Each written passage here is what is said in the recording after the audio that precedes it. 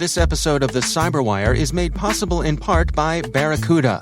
Every 11 seconds, there's a new ransomware attack.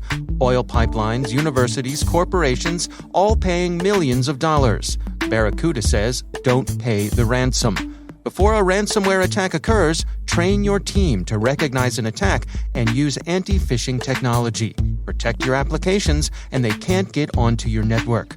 Simple backup and restore solutions quickly recover your data without paying the ransom. Build your ransomware protection plan now. Go to barracuda.com/cyberwire. That's barracuda.com/cyberwire.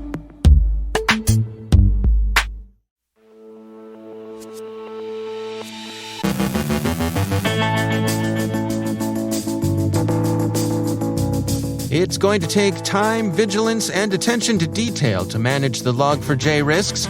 A North Korean APT is trying to install the Konni RAT into Russian diplomats' devices. More hacktivist-looking incidents follow the anniversary of Iranian General Soleimani's death. Other self-inflicted software supply chain incidents. The Kremlin is said to be worried about what Mr. Klyushin might tell the Americans who got him in jail. Ben Yelin on the tension between ephemeral messaging apps and the public's right to know.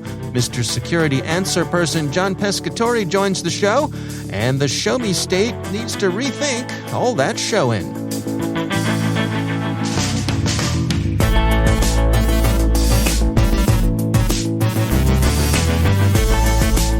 From the CyberWire studios at Data Tribe, I'm Dave Bittner with your CyberWire summary for Tuesday, January 4th, 2022.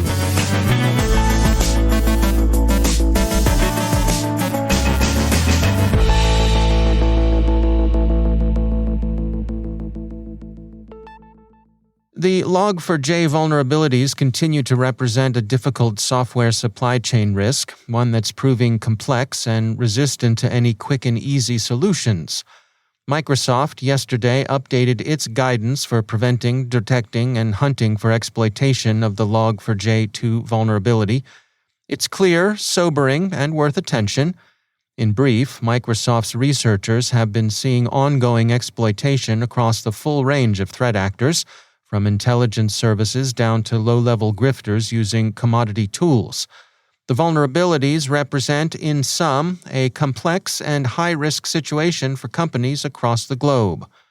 That risk extends beyond applications that use vulnerable libraries to any service that use such applications.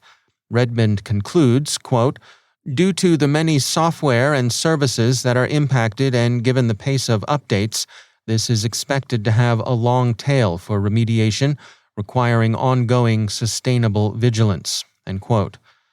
A note in full disclosure, Microsoft is a CyberWire partner, but we'd think this guidance worth a look, even if they weren't.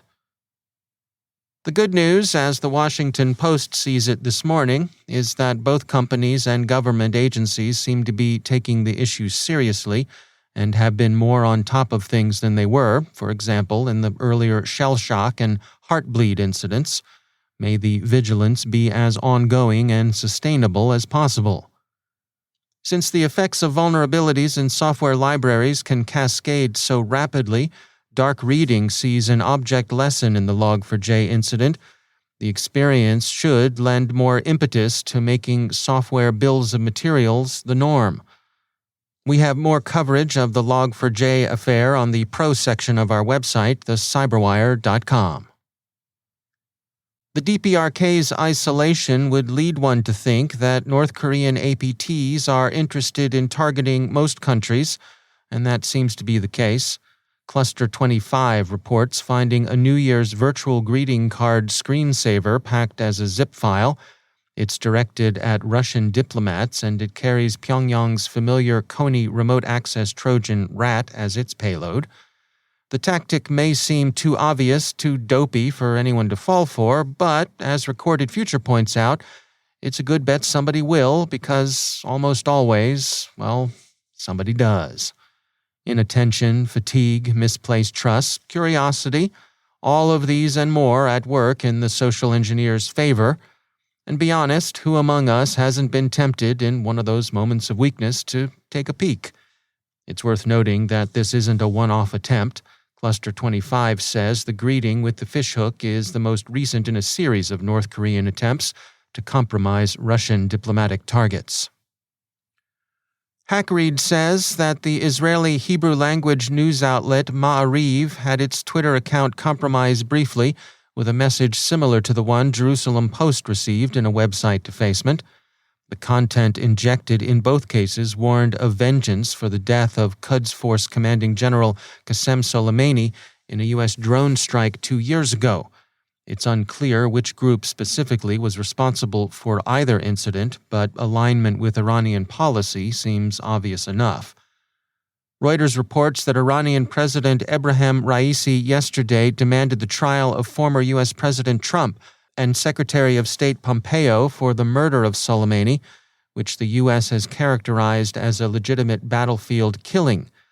Failing such a trial, President Raisi said, quote, "Muslims will take our martyrs' revenge," end quote. The list of people President Raisi wants to see face justice is longer than just two. Iranian Prosecutor General Mohammad Jafar Montarizi says Iran's complained to authorities in 9 countries, identifying 127 suspects, 24 of whom are U.S. nationals. Some revenge will be kinetic, and the Wall Street Journal reports that it seems to have begun, as irregulars aligned with Tehran have conducted a drone strike in Baghdad and intercepted an Emirati-flagged ship. But cyber attacks of the kind seen this week against the Jerusalem Post and Ma'ariv are easy, low-risk forms of retribution as well. Log4j represents a big, serious, and difficult-to-manage supply chain risk, but there are other lower-grade risks, too. Bleeping Computer notes one: copying and pasting commands found on a website. They cite a proof of concept offered by Gabriel Friedlander, founder of the security training platform Wiser. It's easy, of course, but the problem is that the website could very well be having you copy a very different command from the one you saw, and that you thought would make your task easier. And of course, that other command might be malicious, or at least might not have your best interests at heart. If copy you must, then Bleeping Computer recommends pasting what you've copied into a text editor first, where any shenanigans and bogosity will be more evident. Vladislav Klyushin, a Russian tech oligarch whom Swiss authorities extradited to the U.S. on December 18th, is again in the news. The charges in the U.S. warrant involve trading securities on the basis of non-public information obtained through hacking, essentially an outsider's form of insider trading of companies that don't want him on the inside in the first place. Bloomberg, however, reports that his arrest and time in U.S. custody is proving a significant worry for the Kremlin. Mr. Klyushin is credibly believed to be in possession of information, perhaps documents, outlining a number of Russian intelligence operations that range from Fancy Bear's prance through the 2016 U.S. elections to the attempted assassination by nerve agent of GRU defector Sergei Skripal in 2018. The Russian government is believed to be concerned about the intelligence trove Mr. Klyushin might be induced to give the Americans. M13 describes itself as a company that specializes in IT solutions for media monitoring. It employs a staff of more than 100 developers, linguists, media analysts, and other experts who have necessary skills and expertise in creating powerful and commercially successful automated tools for monitoring and media analysis. It counts a number of Russian organizations among its customers: the Presidential Administration of the Russian Federation, the Government of the Russian Federation, federal ministries and agencies, regional state executive bodies, commercial companies, and public organizations. And Mr. Klyushin is generally thought to be as well connected as his company's client list would suggest. Bloomberg quotes sources who think Mr. Klyushin's having been permitted to vacation in Switzerland represents a major security failure on the part of the Russian organs. Finally, if you're given to seeing wheels within wheels, you can consult the Daily Mail, unrestrained as usual, which is running a screamer headline to the effect that Putin fears Kremlin insider extradited from Switzerland to U.S. may have defected. That's defected, capital D, capital E, capital F, capital E, capital C, capital T, capital E, capital D. No exclamation point, so what's up with that? Are the Mail's editors asleep at their keyboards? Anyway, what's known is that Mr. Klyushin is in U.S. custody and that he was a very well-connected guy back in the old homeland. And finally, remember the story that broke back in October when the St. Louis Post-Dispatch found a misconfigured website belonging to Missouri's Department of Elementary and Secondary Education? And apparently the department had put a lot of teachers' Social Security numbers on a publicly accessible webpage. All you had to do was view page source or inspect on the webpage, and there they were. The Post-Dispatch informed the Department of Elementary and Secondary Education before they published to give the state agency an opportunity to fix its data privacy issue before other people knew about it. This sort of thing is normally thought of as responsible disclosure, but Missouri Governor Parson didn't see it that way. He ordered an investigation and urged the prosecution of the reporter and the newspaper and the newspaper's corporate masters for hacking, for breaking into an IT system. We contacted the governor's office back then to see what law he believed had been broken, but we've received no response. Anywho, last week, Governor Parson said again that he expected the reporter to be prosecuted now that the Highway Patrol had concluded its investigation and turned the results over to the responsible Cole County prosecutor. We contacted Governor Parson's office again because that seemed the fair thing to do, and asked, again, for the governor's views on what law had been broken and how. We didn't get a response this time either, but Governor Parson is widely quoted as saying this, quote, "If somebody picks your lock on your house for whatever reason, it's not a good lock, it's a cheap lock, or whatever problem you might have, they do not have the right to go into your house and take anything that belongs to you." End quote. The analogy seems wayward at best. A better one would be something like this. If you forgot to put clothes on and went out to the store in a state of nakedness, the other shoppers would have the right, perhaps the duty, to say, "Friend, put some pants on." Even in the show-me state, sometimes y'all just show too much, dad blamed much. Know what I mean? And we hope the reporter responsible for the story has control-U'd himself into a Pulitzer.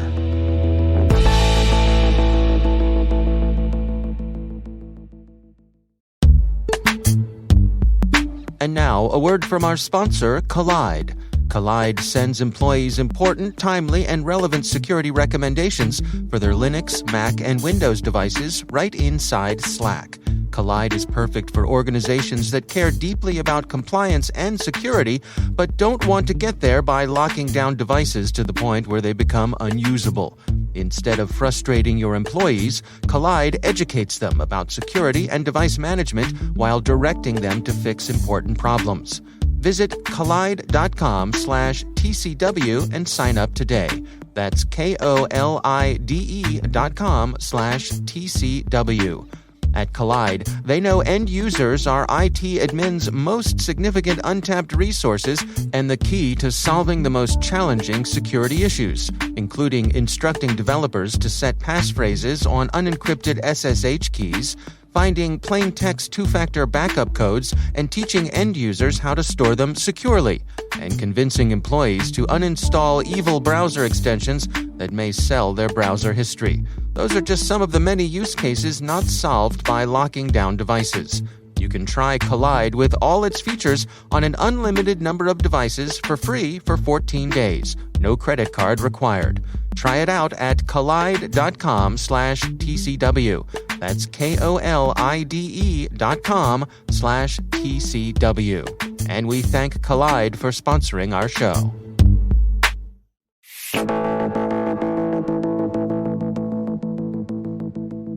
There comes a point in just about everyone's cybersecurity journey where you're just not sure who to turn to, whether it's a technical question, an executive decision, or perhaps even an affair of the heart.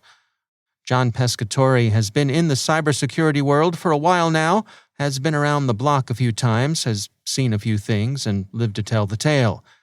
He joins us to help answer your questions in this occasional segment we call Mr. Security Answer Person. Mr. Security Answer Person.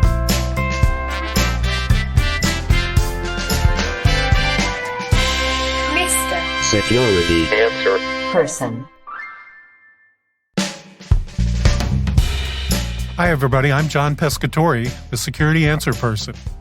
With this segment, we're going to try to answer some of those questions about the crazy terminology we see used in cybersecurity, or things you might see vendors doing, or the threat actors doing, or consultants doing.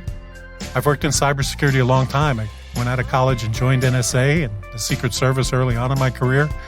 And then for 14 years, I was a lead security analyst at Gartner. And then for over 9 years, the director of emerging security trends at SANS. And lots of questions come up over those years on a lot of interesting topics and a lot of crazy terminology we use in cybersecurity. We're going to take a shot at answering some of your questions in this segment. Today's question is, earlier this year, all my security product vendor incoming emails switched from pitching anti-ransomware products to zero trust products. What the heck is going on, and could zero trust ever actually be a good thing? That's a great question. For many years, I've done the grocery shopping for the Answer Person family, and we've been buying the same brand of breakfast cereal for many years. But I've noticed that periodically the front of the box would tout gluten-free for a while, and then high in antioxidants or no added sugars. But the ingredients on the side of the box would stay the same.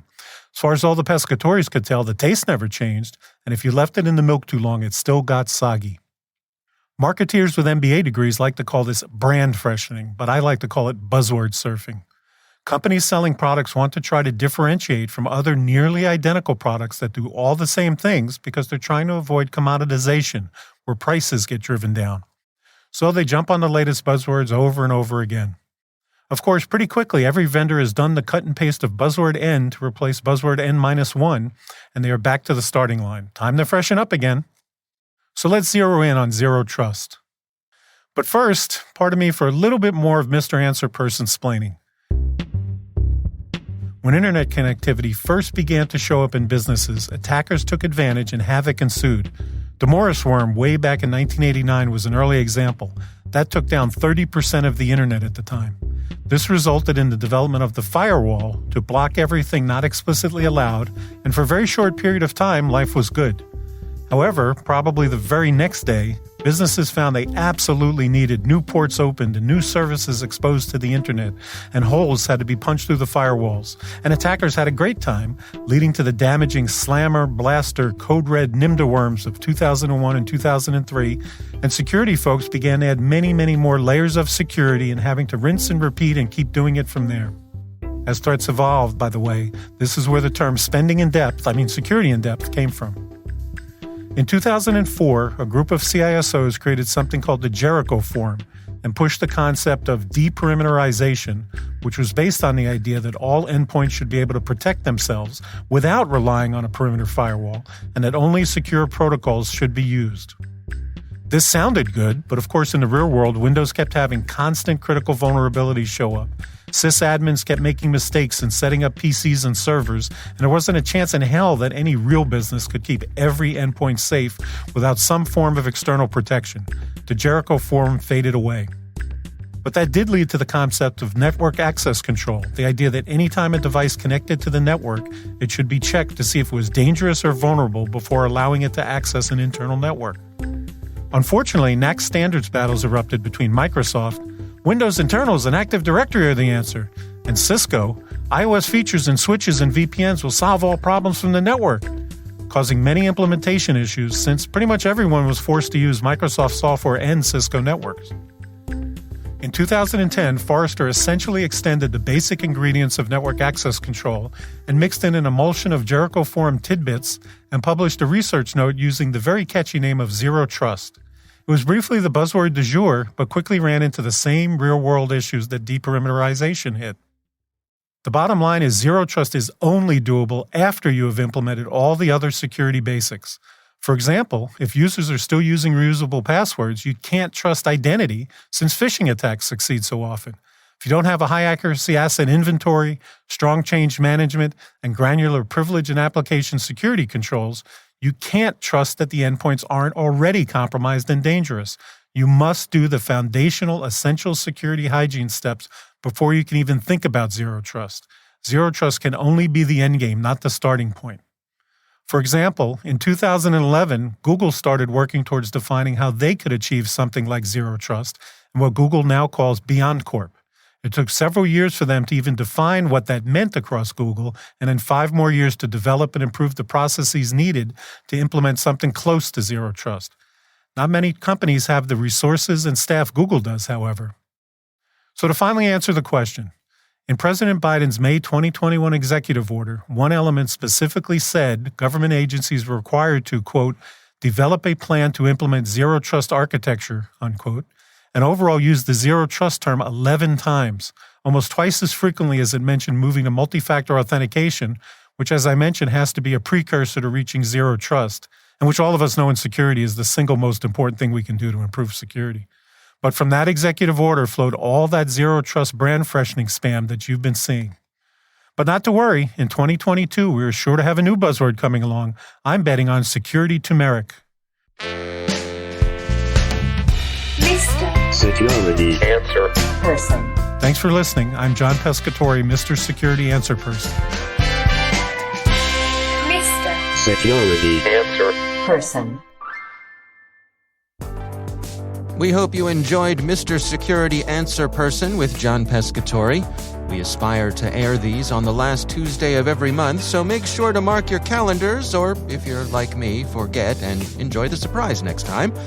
If you'd like to submit your own question to Mr. Security Answer Person, email us at questions@thecyberwire.com.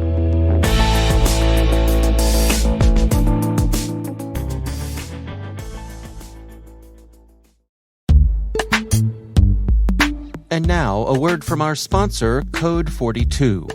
Security teams rose to the challenge during a time of crisis, helping their organizations during an unprecedented period, shifting to suddenly support an entire remote staff while still keeping data safe, effectively overnight. Now, as organizations gradually and cautiously move out of adapt or die mode into the post-pandemic era, we can expect a second phase of digital transformation, resilience building. This presents an opportunity for security teams, an opportunity to reimagine data security. Code 42 believes that organizations should never compromise their speed of innovation or the safety of their data. That's why the Code 42 Insider Risk Management approach fundamentally shifts the data security mindset to focus on results that deliver business value. For resources on insider risk management, visit code42.com/showme.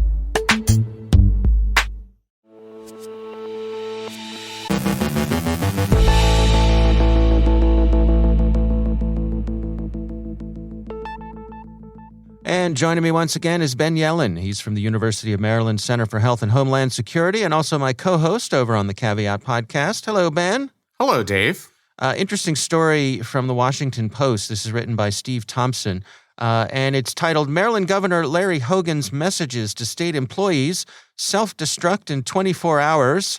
What's going on here, Ben?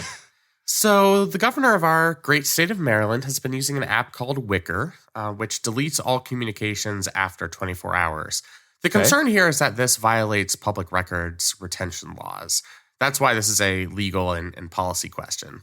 It seems like the governor was mostly using this to let off steam. The Washington Post obtained some of the communications, and it was, things that you might hear in a private text conversation, complaining about bad media reports, saying that he's being covered unfairly, criticizing individual reporters. It's the type of thing that you would see on, your own company's Slack channel, talking about your boss or, your worst client or something. Right. The problem is there are laws that, at least theoretically allow the public to access those communications if they are in the public domain.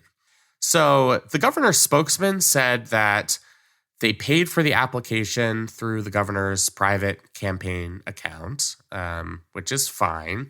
But he also said that his communications were mostly among private individuals, so people who are didn't have government jobs. Mm-hmm. Notably, that means that some of the communications were with people who had government jobs. And according to this article, they were talking about public matters in some of those communications, including response to the COVID-19 pandemic.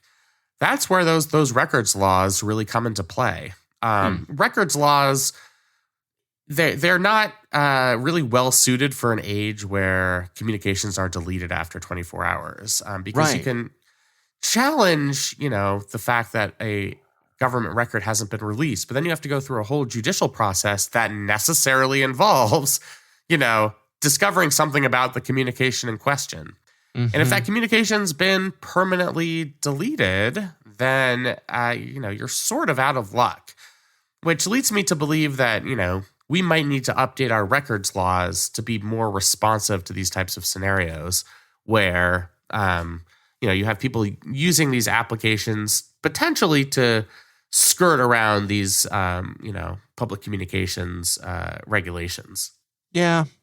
I guess part of me wonders about, in the old days, the good old days of telephone calls with landlines and so on and so forth, perhaps a public records law like this would be able to pull the phone records, but really all you would get from that would be the metadata. Who I called, when, how long, but you wouldn't get the contents of the conversation.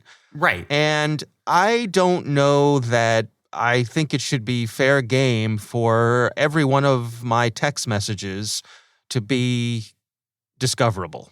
Right.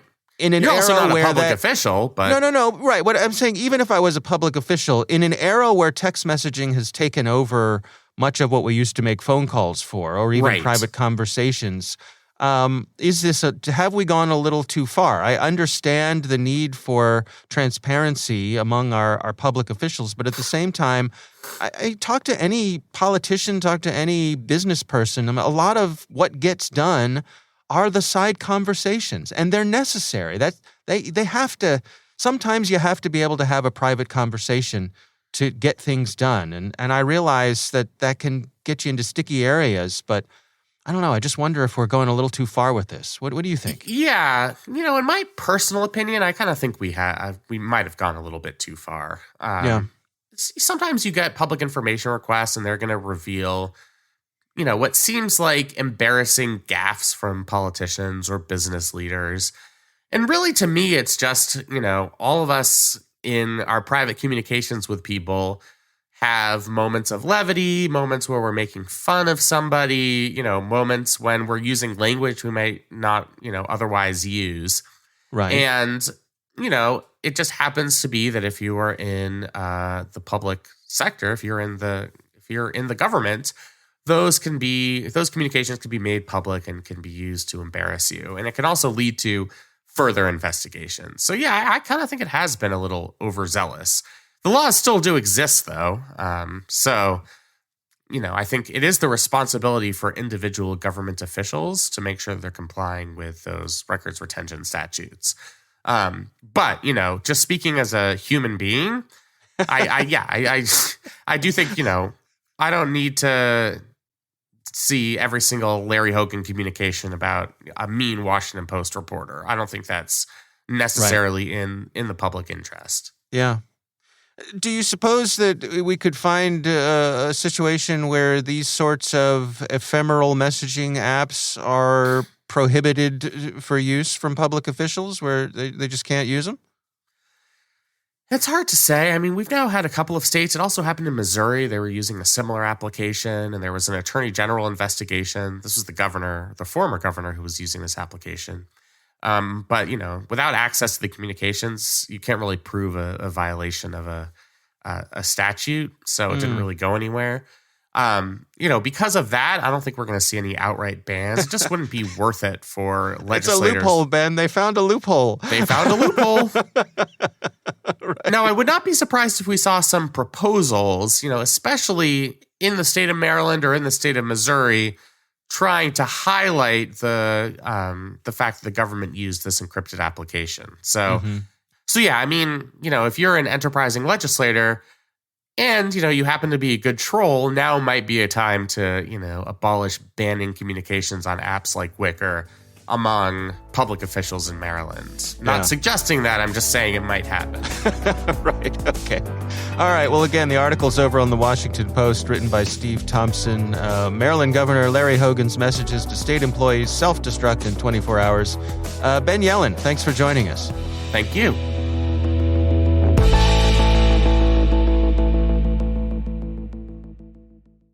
Thanks to all of our sponsors for making the CyberWire possible, especially our supporting sponsor, Wipro. Cybersecurity is more than just keystrokes and code. It takes Wipro's elite team of cybersecurists, specialists with more than 25 years of expertise developing award-winning cybersecurity solutions. Wipro does what others only promise. Wipro, cybersecurity by cybersecurists.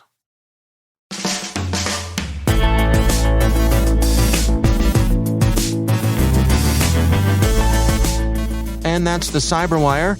For links to all of today's stories, check out our daily briefing at thecyberwire.com. The CyberWire podcast is proudly produced in Maryland out of the startup studios of Data Tribe, where they're co-building the next generation of cybersecurity teams and technologies. Our amazing CyberWire team is Elliot Peltzman, Trey Hester, Brandon Karp, Eliana White, Peru Prakash, Justin Sabi, Tim Nodar, Joe Kerrigan, Carol Terrio, Ben Yelin, Nick Valecki, Gina Johnson, Bennett Moe, Chris Russell, John Petrick, Jennifer Ivan, Rick Howard, Peter Kilpie, and I'm Dave Bittner. Thanks for listening. We'll see you back here tomorrow.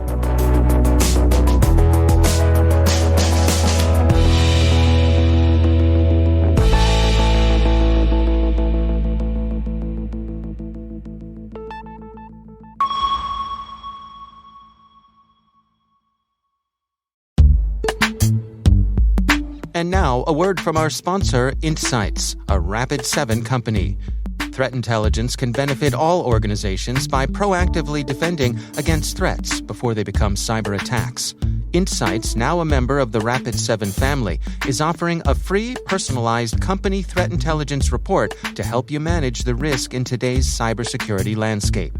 Within minutes and using only your company's domain, Insights' proprietary tools find potential external threats, including phishing attacks and dark web mentions targeting your organization. To download your free threat intelligence report, go to insights.com/cyberwire. Insights allows any security operations team, regardless of size or capability maturity, to expand identification, speed remediation, and automate threat mitigation across its extended attack surface. Again, that's insights.com/cyberwire to download your company's free threat report. And we thank Insights, a Rapid7 company, for sponsoring our show.